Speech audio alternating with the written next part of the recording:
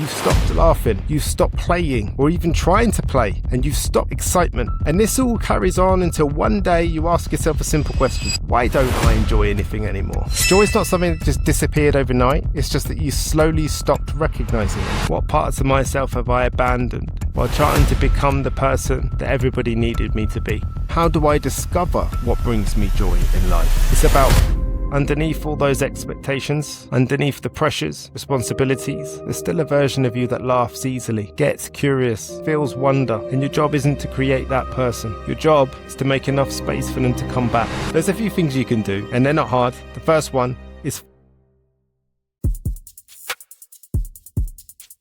Hello, and welcome to the Johnny Lawrence podcast. My name's Johnny Lawrence, and I just want to say thank you, first and foremost. It seems answering your questions is useful. Again, kick myself that I never thought of it, but I do get a lot of questions. When you call yourself the self-development coach on social media, and there's lots of people that define self-development in different ways. But really, ultimately, what it comes down to is you developing yourself. And where do you develop? How do you develop? Well, that depends on the things that you want in life. That depends on who you want to be in life. That depends on what drives you. That depends on your environments that you want to surround yourself in, and people, places, and things that you want in your life. So ultimately, I find it difficult that we're in this industry of self-development, but yet you have to go to other people to do that. I often find that a challenge. And it gets me questioning myself sometimes, like, well, what am I doing here? But I don't believe I have the answers for other people, but I know that they do. So for me, and it's the premise of my book that's going to be coming out next year, is I think that a lot of the time we grow up asking questions, and those questions are designed for us to understand the world around us. And quite often the people we ask don't have the answers to the questions, and that doesn't make them good or bad or anything. Maybe a bit useless, but who knows?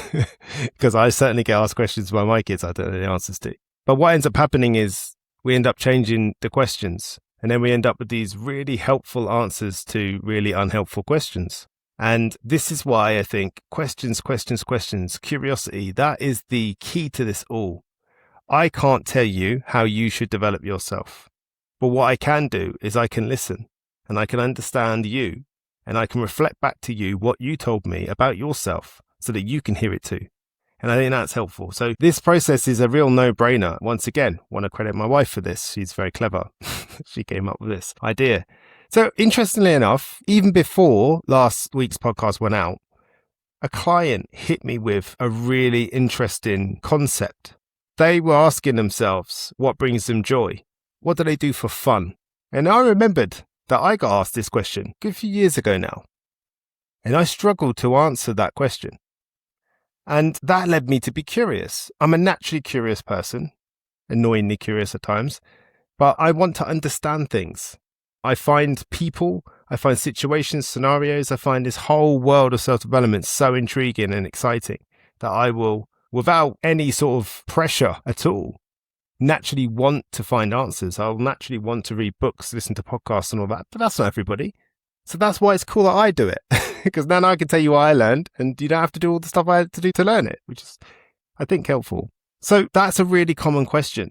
And what it naturally leads on to is, how do I discover what brings me joy in life? Which is really what you're asking when you ask that. When you start to become curious, when you start to realize that life has just become work, duty, whether that's parents or whatever, it becomes really, really difficult to find joy, to recognize joy, to acknowledge when you're having fun. It's really hard, and it becomes a real bedrock for unhappiness if you're not careful, or it can do. Because this is a very common question, believe it or not. What's always interesting is people will say stuff like, oh, the gym. And yes, I get it. I enjoy the gym too.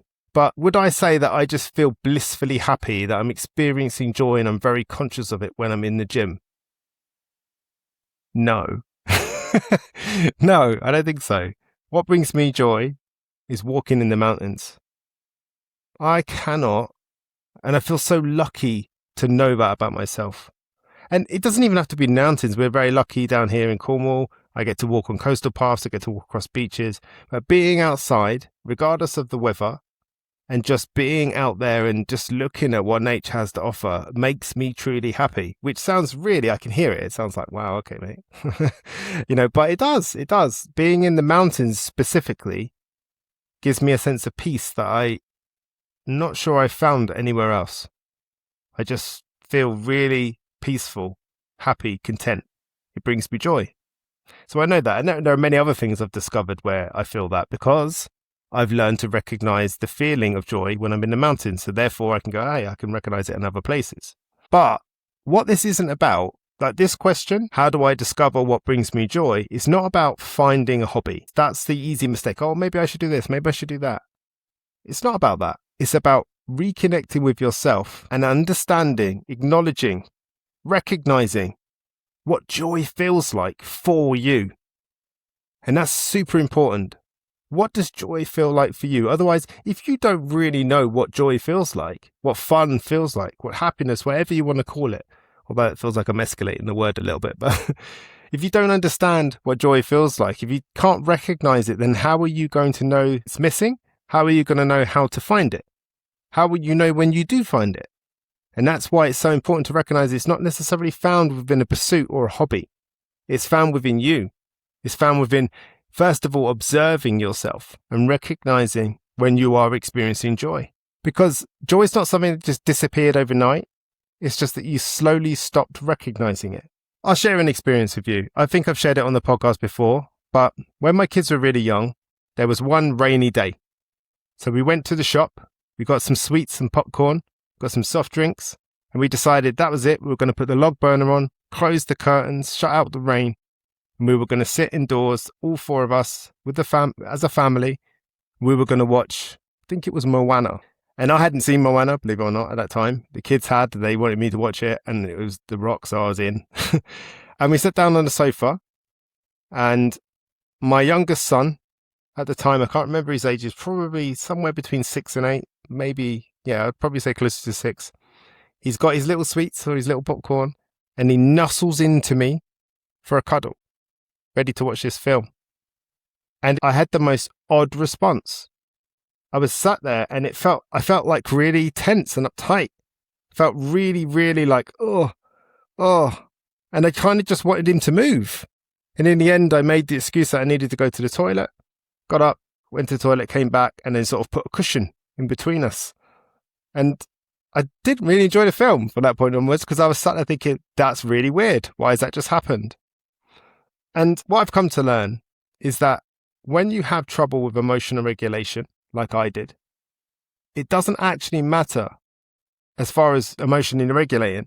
When you feel an emotion, whether it be resentment or joy, it's the intensity that matters.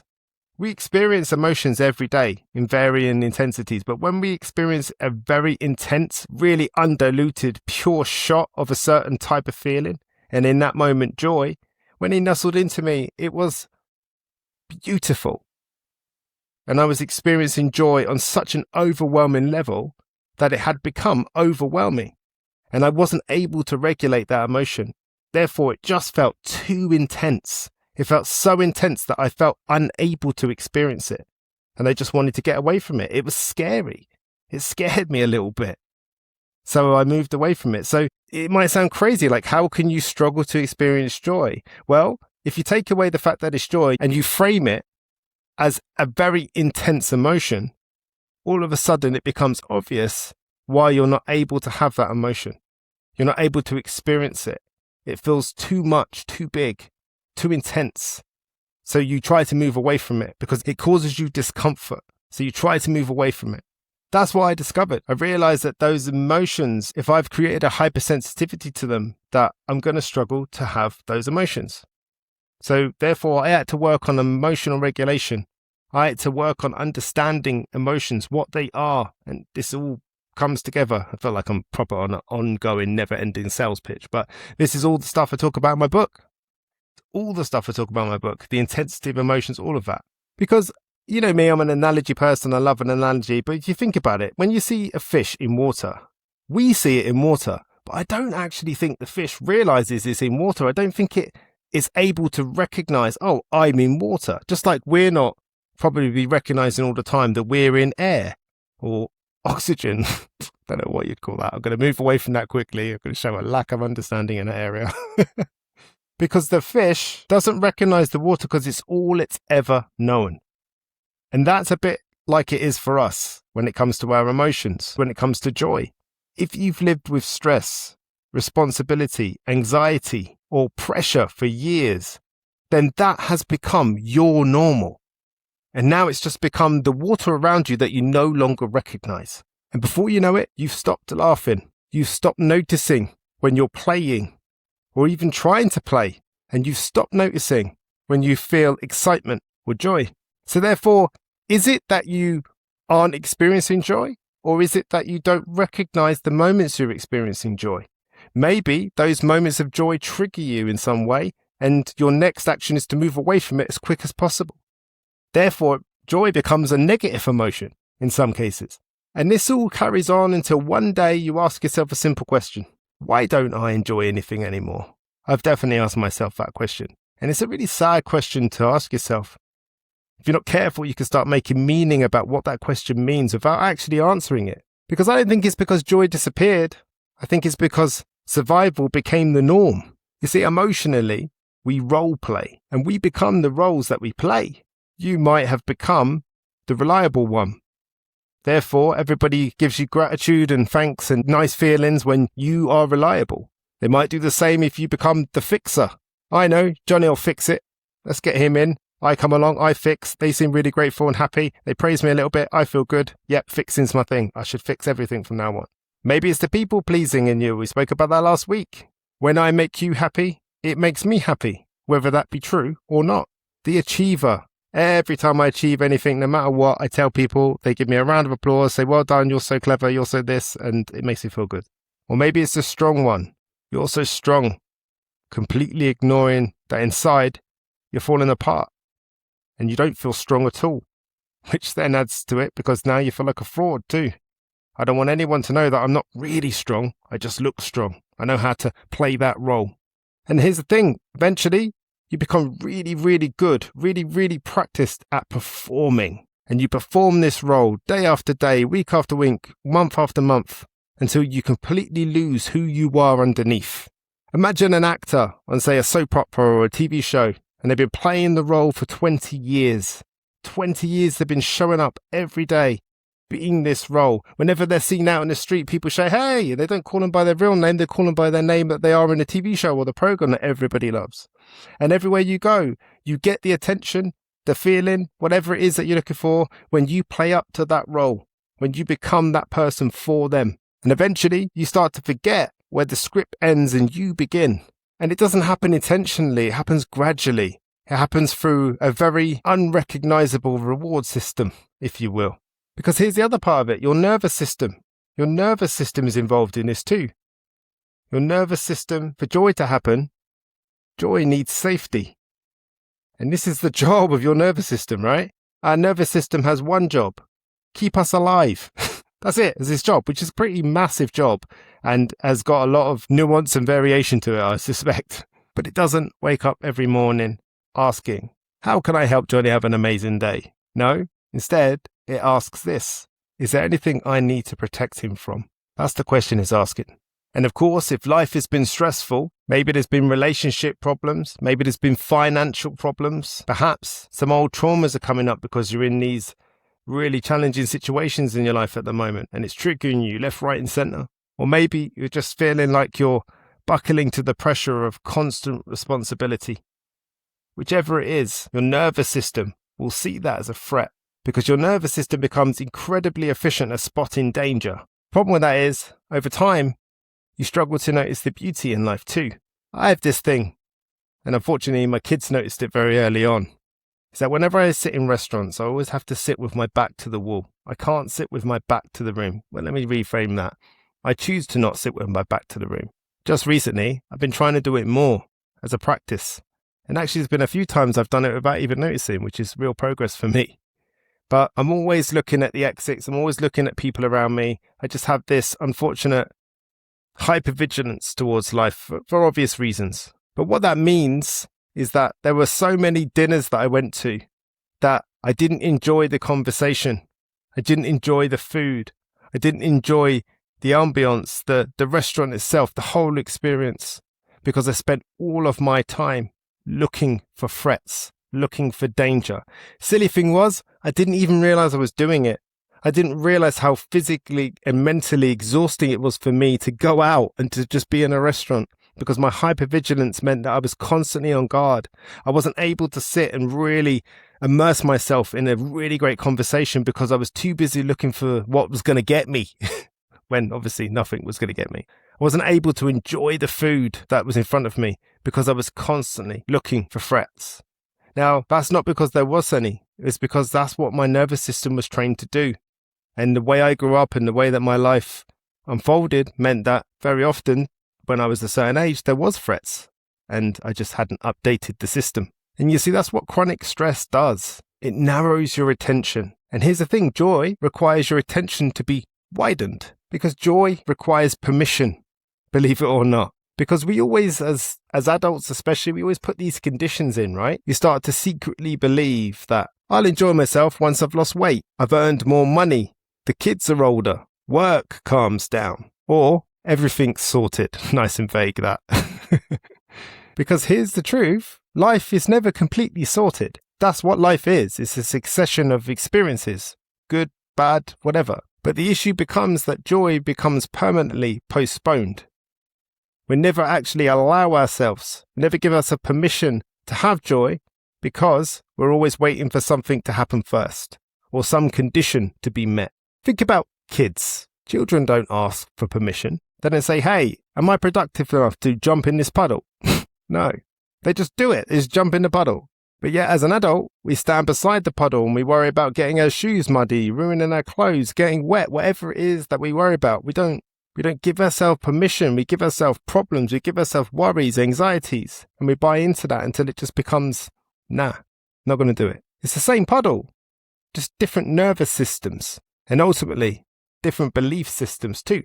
Certainly for a long time, I became extremely uncomfortable when I even approached anything that felt like peace. And that was because peace was always very unfamiliar to me.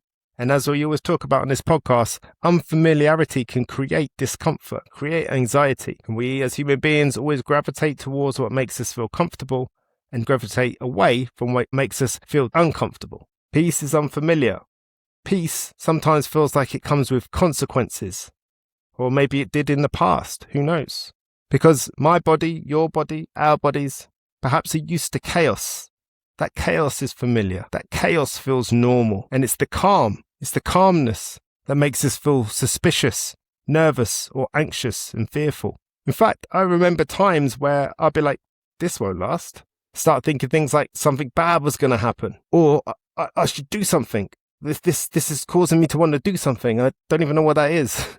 But there's this feeling of panic that kind of came with the idea of peace. And I used to look at that as weird, as weakness.